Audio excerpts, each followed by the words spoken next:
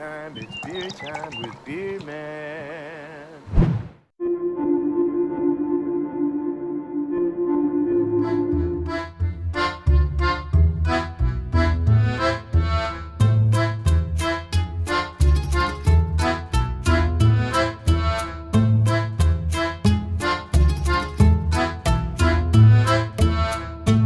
Hey, how's it going, everyone? How you guys doing tonight? Today we're from this beautiful world.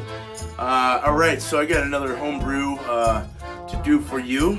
This is called Putin Sucks, with an exclamation mark, maybe a couple.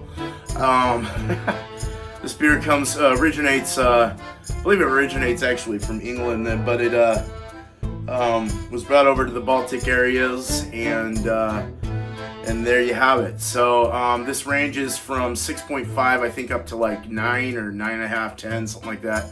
I can't recall what it was on BJCP. But so I used malts. I used was Munich, Pils. Let me see. So we got Munich. I'm just looking at everything over there on my screen. We got Munich, Pilsner, 2-row German, Caramel 60, chocolate malt, special roast, Carafa 3. And roasted barley. And then the hops I used were Hallertau, Middle Fruit at 60 minutes, Nugget at 20 minutes, Pure Melon at 5 minutes. No whirlpool, no dry hop, and a German lager yeast. I lagered this for about a month and a half. I used gelatin too to kind of help it and assist it with dropping things down, all the proteins and everything. And it came out really nice. So it's we're gonna get into it right now. But yeah, so that Hugh Melon is got, I think Hugh Melon's got a little berry in it and stuff. Little berry,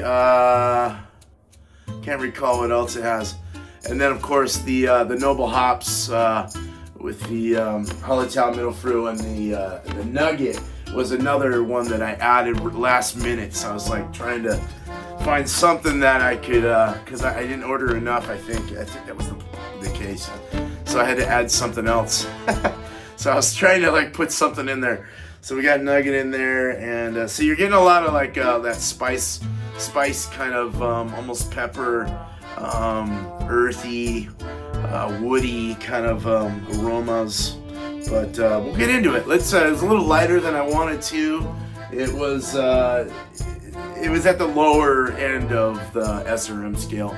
So, but let's go ahead and pour it up.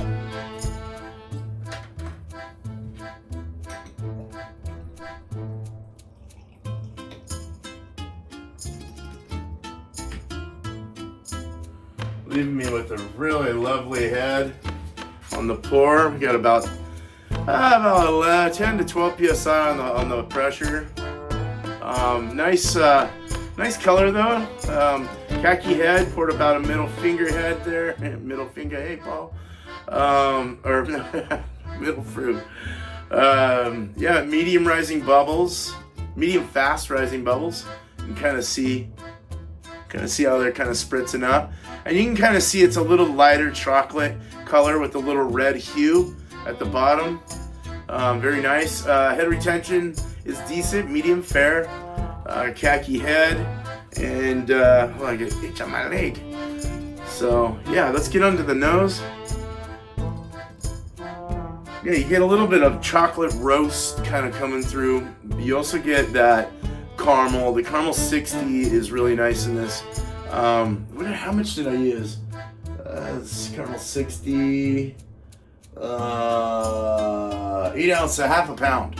So that was 2.6%. It's really all, but there is a nice caramel kind of toffee forward kind of aroma to this.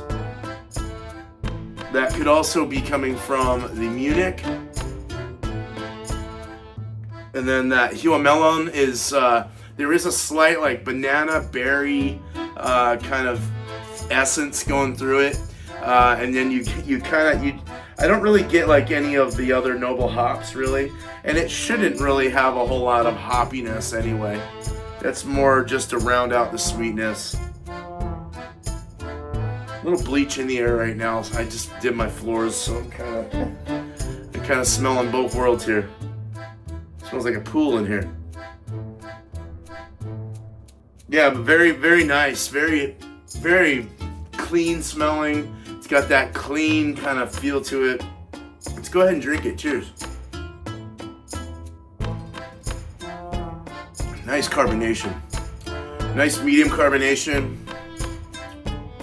Almost has like a little, yeah, you get a little hint of the noble hops kind of coming through, a little bit of a spicy woody.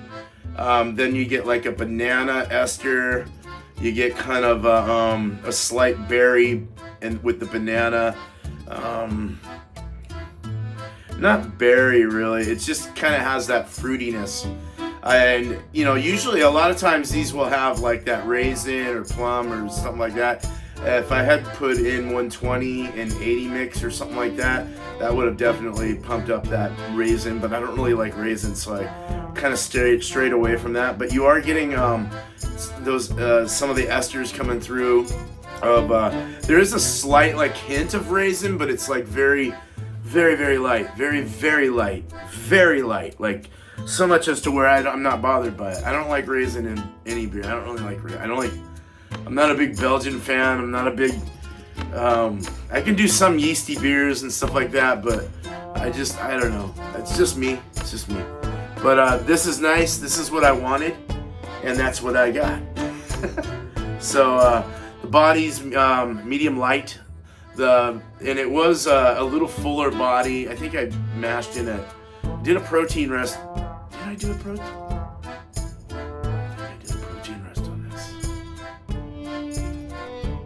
It's possible that I did a protein rest. I can't remember, but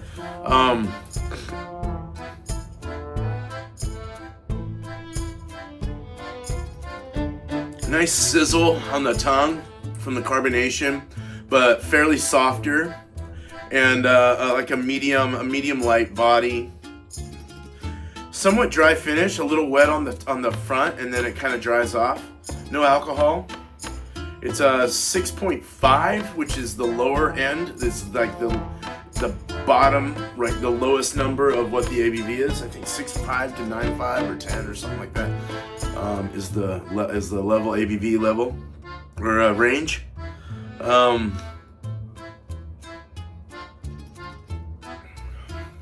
Very nice.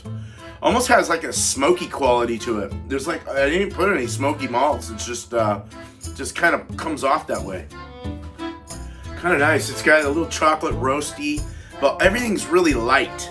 It's not super heavy with all the flavors, so it's really easy drinking. It goes down really nice. It's a very nice drinker. No alcohol whatsoever going anywhere. It's just very clean, very very nice. I'm digging this.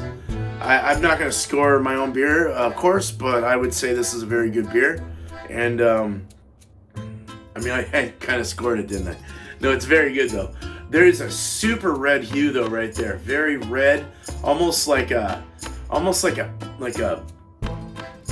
just like a really burned red kind of hue to it at the bottom. You can kind of see that. You see the light hitting it? Very interesting. It's really good. I might darken this up next time, but I'm digging this, man. All right, that's it. That's all I got. On to the next one. I'm going to be doing a cream ale here soon, this coming Thursday. And then after that, I've got a rye IPA. I spun a specialty IPA beer, so I'm going to go ahead and do a rye. I already ordered all the ingredients. I should be getting that next week sometime, but look out for that. And then, yeah, so I'll be spinning a new style soon just to keep ahead of everything. That probably won't be brewed until January, so it'll be first of the year. A New Year's beer, another 7-gallon batch. All the spin wheel ones are 7-gallon batches.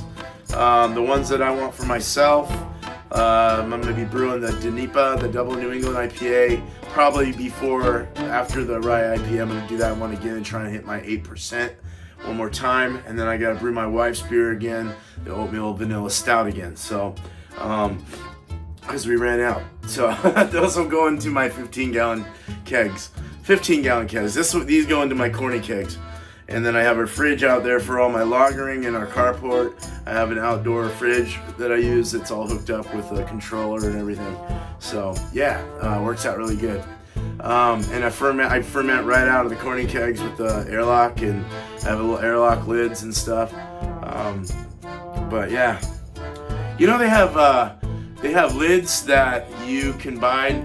I saw for soda kegs, Cornelius kegs, that have a 1.5 inch triclover fitting on the top of it, so you can, and also has the gas pull and everything else. I might have to get one of those or two of them, because you can drop hops in through the little hopper. You can put a little hopper on there and do it that way. It's kind of cool. So you don't have to open the lid. You can add pressure, release it, drop your hops in, close everything up, drop it in. That way you don't get any outside air inside your beer, oxidating the beer. So yeah, so a good beer. I'd say this is a very good to excellent beer. I just rated it again, but I really like it. That's all that matters, right? So fuck yeah. You guys have a good night, day, wherever you're from in this beautiful world. But now after one more sip of this beautiful beer. What do we all love? Beer. Beer. Beer. Beer.